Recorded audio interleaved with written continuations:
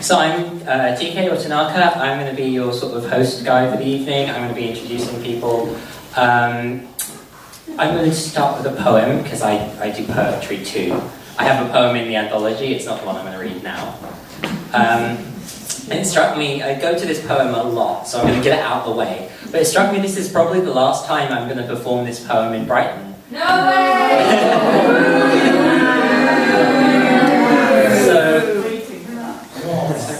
I like adjusted one of these to my height, and someone's changed it. I'm really unhappy.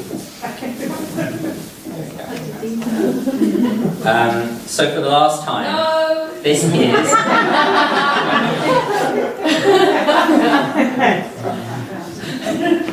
Stop! You can't keep doing that all night.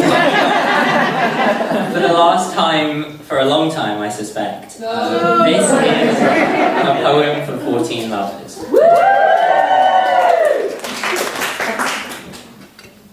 1. Niall. First time in the bathroom, always in bathrooms, pubs, gyms, your parents en suite. That time Napoleon and the Tin Man loved each other at a costume party. 2. Juliana. We became slices of orange and black. You held my face. You held a miracle between your legs that everybody could see except you. 3. Christian. I was out of your league. 4. Andrea, I still remember your cesarean scars. They were beautiful. 5. Matt, do you still have a tan line on your ring finger? 6. Quentin, you know, it's not that you're fat. You've just got a whole lot more love going on than I could ever hold on to. 7. Emma. Please call me. I still can't read the obituaries with anyone else. It feels like cheating. 8. David. I will never look at a fist in exactly the same way ever, ever, ever again. Or a butternut squash for that matter. 9, Mateo, and 10, Mark. Your flat is lovely, but are you guys sure you're not related? 12, Alex. Try me again when I'm less... Ooh. 11, Alex. Try me again when I'm less drunk. 12, Caitlin. You were out of my league.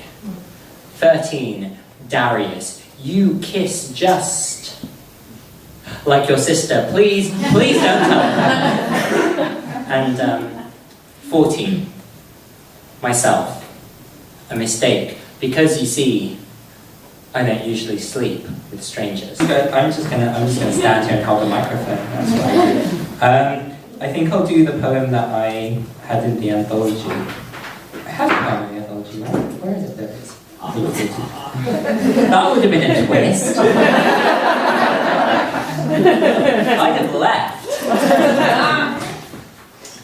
Okay, so I'm going to do this poem. I wrote it for a very dear friend of mine who went through a very hard time a few years ago. And it's not one I usually perform, so I don't have it in my brain, but I'll do it from here. 1. Oh, sorry, it's called 10 Reasons to Stay Alive. I like lists. 1. I love you. I know you don't believe it. I know I'm going to leave you, but we still have the day. We're still watching the same three-legged race, discovering worlds in the sockets of each other's finger bones, finding poems in the damp folds of worn clothing, collecting light bulbs for when the sun goes out. 2. You are beautiful. Yes, your nose is crooked. Yes, your soul is stained. Yes, there is grease on your bones from all the people who have handled you like prospectors, panning for gold in your rivers, their tongues laying waste to your landscapes, their lips pouring vodka into the wounds they made by strip mining your buried integrities. It doesn't matter. You are quicksilver. You are delight, a star so black and wide that anything you set fire to is happy to burn. You are beautiful. 3. Speaking of beautiful, Look out your window. There are trees in the forests again. The lakes are no longer salt. The business of living is not impossible, my friend. It's just too difficult to do alone. Don't try. 4 hands form a bulwark, 8 a perfect seal. The rest of us have prepared you candles, bandages, ibuprofen. We've put the kettle on. We are here. 4, I need you. 5, I need you well. 6, death is not the end of the train, it is an adventure. Sleep and you will surely dream. And there is wonder on the other side. There are poems and lovers and demons and songs. But there are no lilies, no paint, no leather or silk. The dead do not drink wine. Stay with me. 7, most important. The devil's greatest trick is convincing you that you don't exist. Remember, you can do this. 8, you can do this. 9, you can do this. 10, I am asking you. So this is a common line by Luke Clement. And after nightfall, when you disappear, the light's touch is carried on a slow, warm current. The river blinks, and beneath its corneal surface there is the shiver of a cold-blooded breath passing from fish to fish. What some of you may or may not know is if you went on a open mic night about, this is the second to last one, I guess. I wrote a bad poem for TK. I would like to add it's a deliberately bad poem for TK. It's called a bad poem for TK. That's what we're going for. What you've got is an even slightly worse bad poem for TK than I read that night, because this is the draft before the one I read, because I couldn't find the one I actually read. So when I get to the end of this, you're going to go crazy, and TK's going to go, I'm not going to welcome him onto stage because this welcomes him onto stage. Makes it much easier. Okay. TK, Tanaka Mhishi, Mhishi.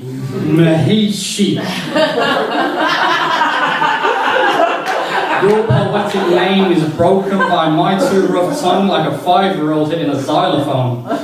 And I know I said I'd write a poem for you, but every touch of my pen on this paper seems to carry the same deficiency. I have deleted so many words, so many times that if I delete more, I will have to build a paper graveyard and shrine out the drafts I deemed insufficient, and just hope that the collection of ink and desperate intention would somehow show what you mean to me. But I think we're both aware you would like that too much.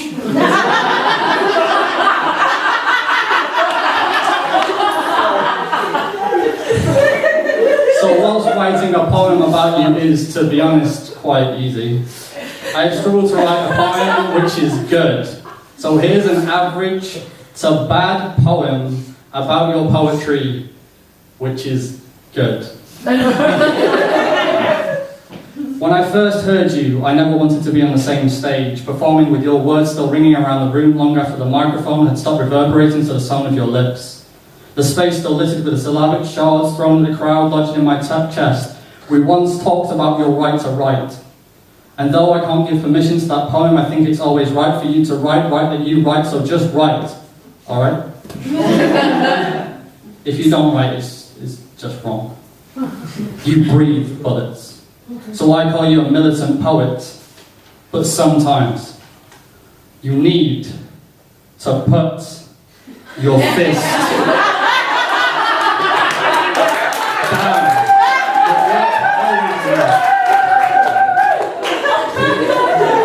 So though I call you a militant poet and you have a pen in your boots, remember you got a friend in me. I know you get that reference now, but I'm still going to do it next one. So here's another. The longer I stand here, the more I become aware that people are just waiting for you. I know this because I'm reading a poem and I'm just waiting for you. So to keep you off stage any longer would be silly and outrageous, and as I keep talking I feel stupid and contagious, so all that's left to say now is, here we are now, entertain us.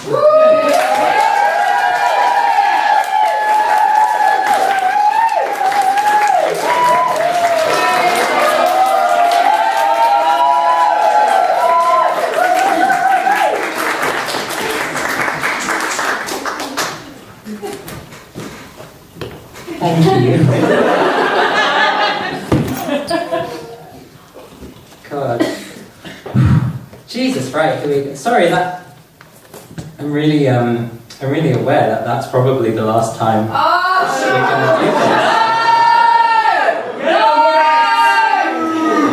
this. Could you? Alright, I get it, you're sick of me. So Kiefer talked there about the angst I had about the right to write, which came out of this poem. So I'm going to kick it off with this. I say it every time, but sadly it's timely because every time it is. And there is another name that could be in this poem. So this is a prayer for Mike Brown. It could just as easily have been a prayer for Eric Garner or any of the other young, or, well, not young actually, any of the other men of colour we've seen die on American streets in the past years.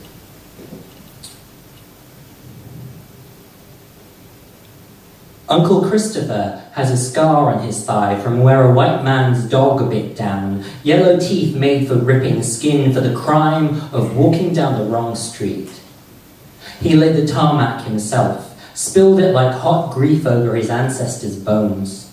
He tells me they occupied us with their progress. They.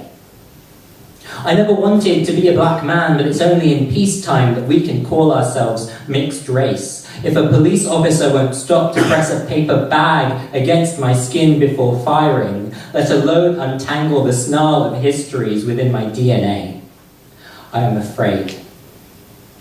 I am afraid that my name will be on a list of brown boys in hoods, petrol bomb martyrs. My best friend and I make a pact that I'll watch her back in clubs if she walks hand in hand with me at protests, because we reckon they'll think twice before spraying a white girl. These are the bargains we have to make. I never called myself a black man. I was always patchwork, mongrel stock. It took their bullets to attach that label to my chest. Their bullets exploding into his body. Bang, shoulder, bang, knee, bang, forearm, bang, bang. I wonder if he looked like me. If the stars looked the same where he grew up. I wonder about his hands. And if he loved well and deep and fiercely. We will remember him. We will remember them. When the oceans burn and our hands are clasped around each other's wrists, grey with dusts and raceless, we will remember the boy shot dead in Ferguson. We will kneel the way he did, praying in the streets.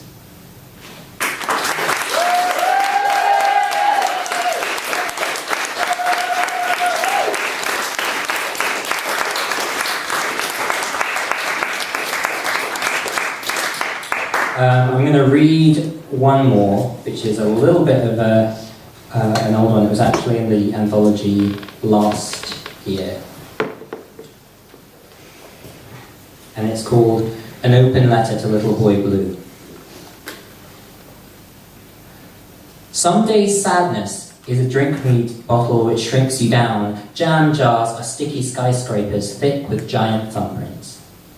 Some days sadness has a hammer. It beats your brass to black, finds pressure points, and mutes you like a songless flute. Some days sadness fishes words out of your throat with dry fingers, plugs your ears, pulls tears from your eyes like ticker tape on the first day of summer.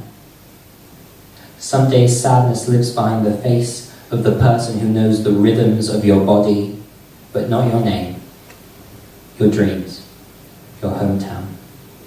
Some days sadness is a bad grade, a photograph, old poem, wasted milk, torn sleeves, missed calls. Some days sadness is a diagnosis, roaring through the blood like an infection. Some days it is quiet, a cancer growing so politely on your bones until you realize you are dying of it. And on such days, on shrunk, drunk, unvarnished days, on horror and filth days, on days that smell of dead crab meat and dirty oil, pick up the phone and remember that I am only moments from you.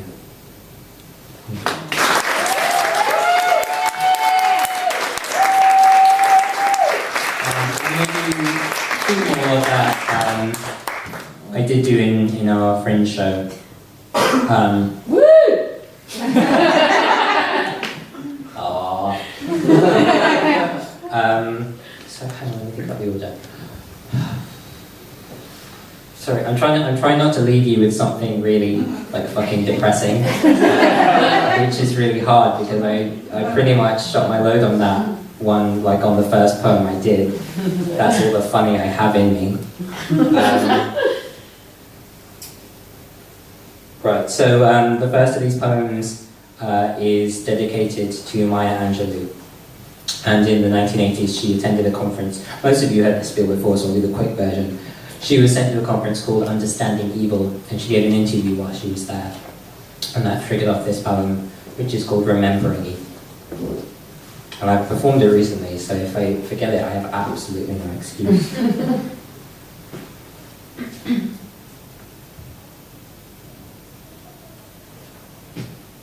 When I was 7, she says. When I was 7. And she is, suddenly, eyes like balls of raw cotton. When I was 7. And we taste the dust yellowing into dawn. We see the sheets like awnings of captured cloud. We drink the sarsaparilla with her in the cool evenings and feel the shame spread of sweaty underarms. When I was 7, I was raped. She says it clear and soft. We hear her heart breaking like an aloe stalk, as if she would balm the world. As if her courage is a gift, tuna fish on rye slipped to weary traveller, as if there is no pain which cannot be healed by the careful gentling of a human heart. When I was 7, I was raped. And in this way, she turns her brown and furrowed body into a church of poems holding hymnals to every human tongue and a steeple, which stands and goes on standing strong and proud as the first African ever to marvel at a star.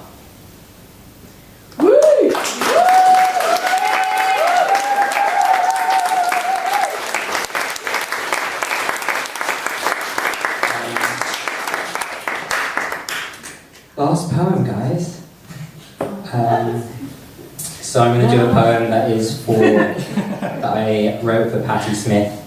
I've realised, having introduced this poem a lot, how pretentious I sound when I give the introduction. I sound like I'm comparing myself to like all these like really amazing writers who I just admire, and so I'm pretentious and too big for my boots, basically. It's all you can say. So this is a poem called Mitochondria. It's for Patti Smith, and it was inspired by her story of being homeless in New York in the 60s, late 60s, which I first read about in her memoir, Just Kids, which you should all buy, because it's amazing. When I was homeless, in the summer before I came to university.